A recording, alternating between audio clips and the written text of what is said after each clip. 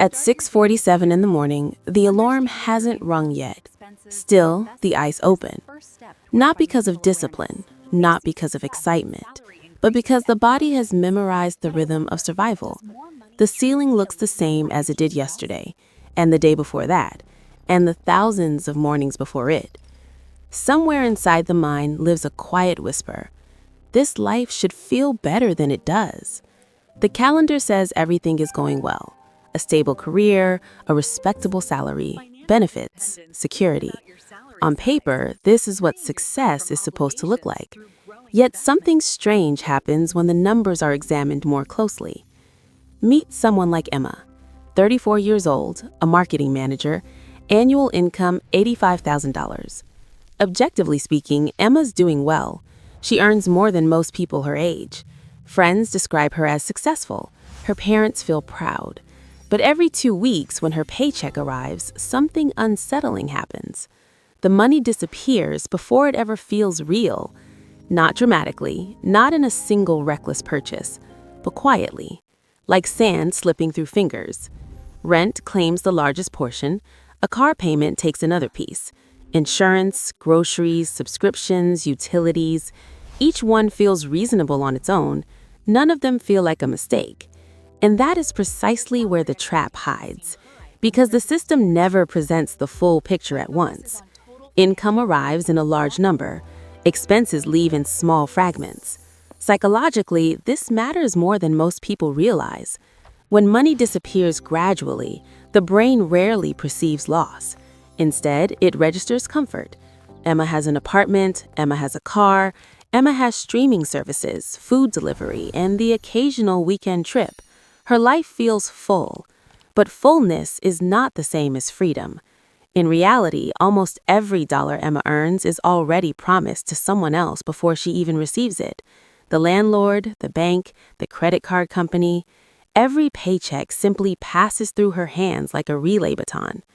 This is the first illusion of the salary trap: prosperity without ownership. From the outside, life appears stable. But stability built entirely on incoming paychecks is not stability. It is dependence wearing the costume of success. The most fascinating part is that Emma rarely feels deprived. Her lifestyle is comfortable enough to silence deeper questions. Comfort is powerful that way. It doesn't need to imprison people with chains. It only needs to provide just enough satisfaction to prevent curiosity. The mind begins to accept the pattern. Wake up, work hard, get paid. Repeat. Over time, this rhythm becomes invisible. And when something becomes invisible, it becomes unquestioned. But occasionally, a strange thought breaks through, usually late at night, or during a quiet commute, or while staring at a banking app that somehow never grows. A thought that sounds something like this: if income keeps increasing, why does financial freedom still feel so far away? It is a dangerous question, because the moment that question appears, the illusion begins to crack. And once a person starts seeing the cracks in the system, they can never look at money the same way again. But the salary trap is clever. It does not rely on a single mechanism. It has another layer, a deeper one, a psychological force so subtle that most people participate in it willingly. And that force has a name economists know very well: lifestyle inflation. But few people truly understand how quietly it tightens the cage. So the real question becomes this: if earning more money is supposed to create freedom, why does every raise seem to make leaving the system harder instead of easier? There is a moment that almost every professional experiences: the first real promotion. The salary jumps from $60,000 to $75,000. Friends celebrate, family congratulates. It feels like progress. And in many ways it is. More effort produced more income. But something curious happens in the months that follow. Life begins to quietly adjust itself upward. The apartment that once felt acceptable suddenly feels small. After all, a higher income deserves a nicer space. The car that worked perfectly well now feels outdated. The phone contract upgrades. The vacations get slightly more ambitious. The restaurants become slightly nicer. None of these decisions feel irrational. Each one feels like a reward for hard work. And this is where the second mechanism of the salary trap begins operating. The system rarely needs to force behavior. Human psychology handles the work automatically. Progress in modern culture is almost always interpreted as moving upward in lifestyle, not upward in freedom. This distinction changes everything. Imagine two individuals. One earns $50,000 and spends $45,000 each year. The other earns $200,000 but spends $195,000 each year. Which one is closer to financial freedom? Most people instinctively admire the larger salary, but mathematically, the first individual is building more independence. The gap between income and spending is the real engine of wealth. Yet society trains people to focus on the headline number instead. Salary becomes the symbol of success, but salary is not wealth. Salary is fuel. Wealth is what remains after the fuel is used. The consequences of misunderstanding this difference become visible over time. Consider someone like David, a talented software engineer earning well into six figures. From the outside, his life looks impressive. A beautiful home, 2 new vehicles, private school tuition for his children.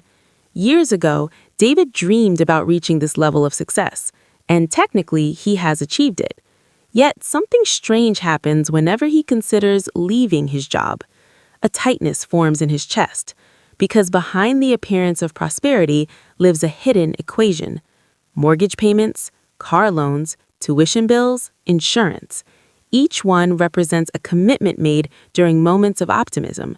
Together, they form a financial structure that requires constant income to sustain. David is not simply earning a salary, he is maintaining an ecosystem of obligations. This is why raises often fail to reduce financial stress. They merely increase the size of the ecosystem. The system rewards income growth while quietly expanding the costs of maintaining life within it. Eventually, a realization begins forming, a realization that feels uncomfortable at first. Freedom was never about how much money enters the system. Freedom depends on how much money remains outside of it. When people begin to understand this, their questions start changing.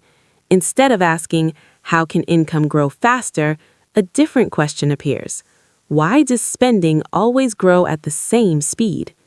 This shift in thinking marks the beginning of financial awareness, not because it provides immediate answers, but because it exposes the structure of the trap. And once someone truly sees the structure, they begin noticing something unsettling. Almost everyone around them is participating in the same cycle. Higher income, higher lifestyle, higher obligations. The cage simply becomes more luxurious, which leads to a quiet but powerful realization. Perhaps the real path to financial freedom was never about climbing higher inside the system. Perhaps it was about learning how to step outside of it. But that realization raises an even deeper question. If the trap is built through habits and psychology, what would it actually take to dismantle it? The realization rarely arrives dramatically. There is no sudden collapse, no loud warning that something is wrong. Instead, awareness often begins in the smallest moments. A quiet evening reviewing bank statements, a conversation with a friend who unexpectedly left their job, a question that appears during a long commute. What would happen if the paycheck stopped? For many professionals, the answer is uncomfortable, not because they are irresponsible, not because they lack intelligence, but because the entire structure of modern financial life is designed around a single assumption: the next paycheck will always arrive. Emma once asked herself that same question during a Sunday afternoon. It wasn't a crisis that triggered the thought, it was curiosity. She opened her banking app, looked at the balances, and tried a simple exercise. How long could life continue exactly as it is if income disappeared tomorrow? The answer arrived quickly, less than 2 months. The discovery felt strange. Emma had done everything she was told would lead to stability. She studied hard, earned a degree, built a respectable career. Yet the financial safety she believed she had was surprisingly fragile. This moment does not create panic. Instead, it creates clarity. Because the salary trap does not rely on poverty, it relies on dependence. Dependence is subtle.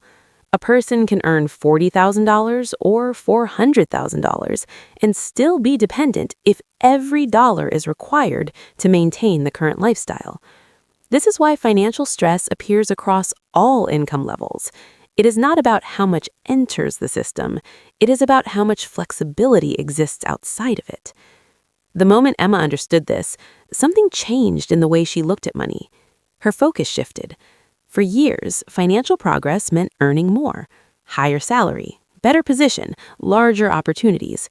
But suddenly, another metric began to matter more: the gap, the distance between income and expenses. At first, the idea seemed almost too simple. Could financial freedom really begin with something so basic? Yet the logic was impossible to ignore. Every dollar that remains unspent represents time.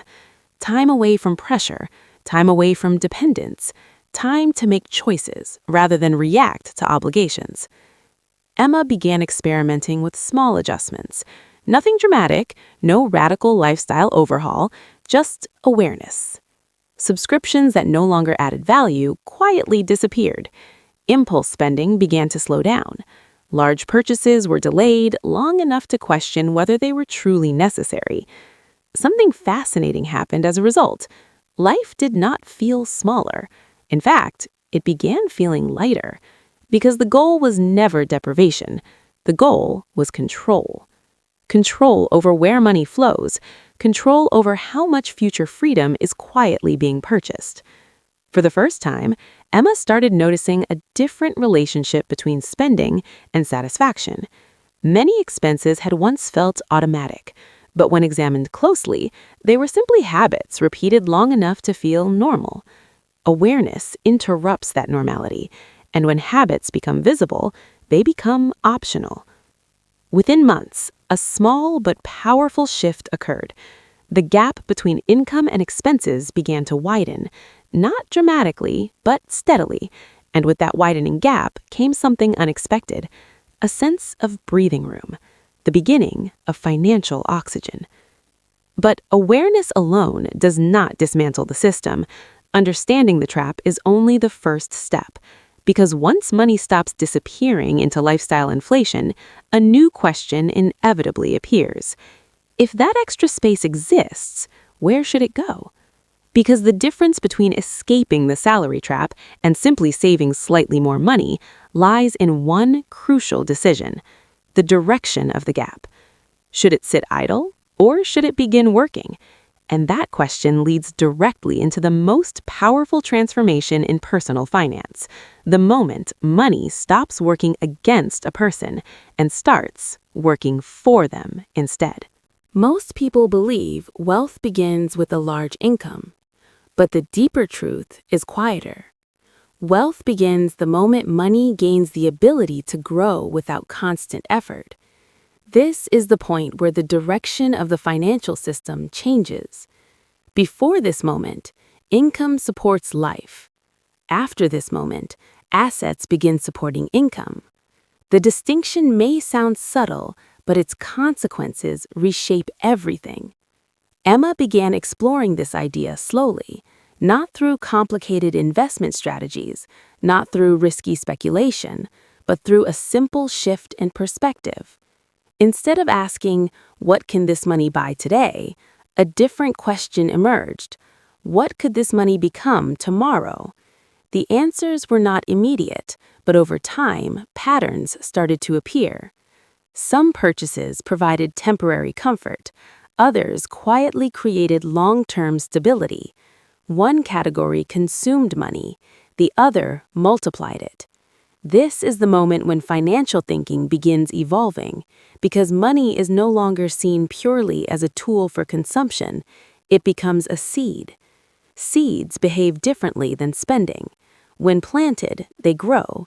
At first, the growth seems insignificant: a few dollars earned through interest, a small increase in an investment account, numbers that barely move month to month. Many people lose patience at this stage because the early phase of compounding looks unimpressive, but beneath the surface, something powerful is beginning to form: momentum. Compounding is often described as a mathematical principle, yet its true power is psychological. Each small increase reinforces the idea that money can create more money, and that realization slowly shifts the role of income itself. Salary stops being the destination, it becomes the engine that fuels asset creation. Emma began directing the gap she had created toward these seeds. Some went into diversified investments, some into savings that built a protective buffer. Months passed, then a year. The numbers were not dramatic, but something far more important had changed. The fear of interruption began fading, because for the first time, Emma was no longer relying entirely on the next paycheck.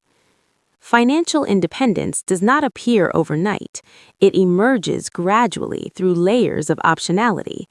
3 months of expenses saved, then 6, then investments capable of covering small portions of living costs.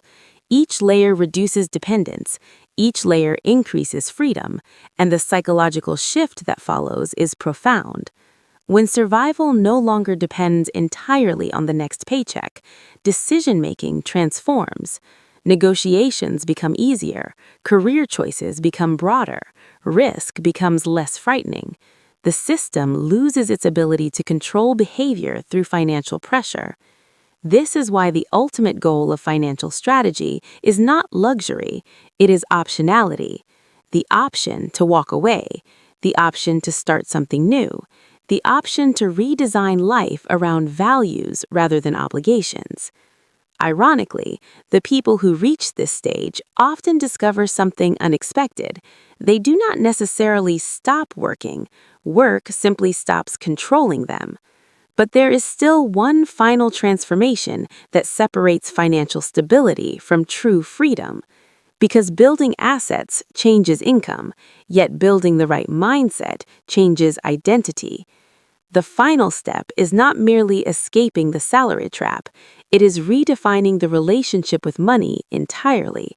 So the real question becomes this: what happens when a person stops chasing income and begins designing a life where money quietly works in the background? Financial freedom rarely arrives with fireworks. There is no dramatic morning where a person wakes up suddenly wealthy, suddenly secure, suddenly finished with every worry about money. Real freedom is quieter than that. It appears slowly, almost unnoticed, through a series of small shifts that accumulate over time. The first shift is awareness. The moment someone realizes that income alone was never the solution. For years, many people chase a number, a higher salary, a bigger promotion, a larger opportunity. The belief is simple: if the income becomes large enough, the stress will disappear. But experience reveals something different. Stress does not disappear when income rises. It disappears when dependence decreases. This is the deeper truth hidden beneath the salary trap. Money itself is not the prison. The structure surrounding it is. A life where every dollar is already promised to obligations leaves very little room for choice. But once assets begin forming, slowly, patiently, something remarkable begins to change. Options appear, and options are the real currency of freedom. Imagine 2 individuals again. One earns $200,000, but must continue working every single year to maintain life as it currently exists. The other earns far less, but has built investments capable of supporting a meaningful portion of their expenses. Which one is truly wealthier? The answer has nothing to do with salary. It has everything to do with independence. Emma began to notice this transformation in subtle ways. The emergency fund she had built quietly removed the anxiety of unexpected expenses. Investments, though still growing, represented future months of freedom that did not yet exist, but were steadily approaching. Most importantly, the relationship with money itself had changed. Spending decisions no longer revolved around keeping up with expectations. They revolved around protecting optionality, because every dollar spent carelessly was not just money lost, it was time lost, time that could have been used to create freedom. Over the years, Emma continued working, but the emotional weight of work had shifted. Work was no longer survival, it became a choice.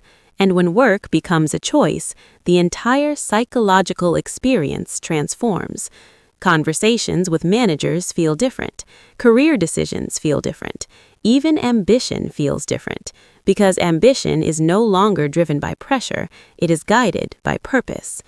The most interesting realization appears near the end of this journey. Freedom does not require escaping the system entirely. It requires removing the system's ability to control every decision.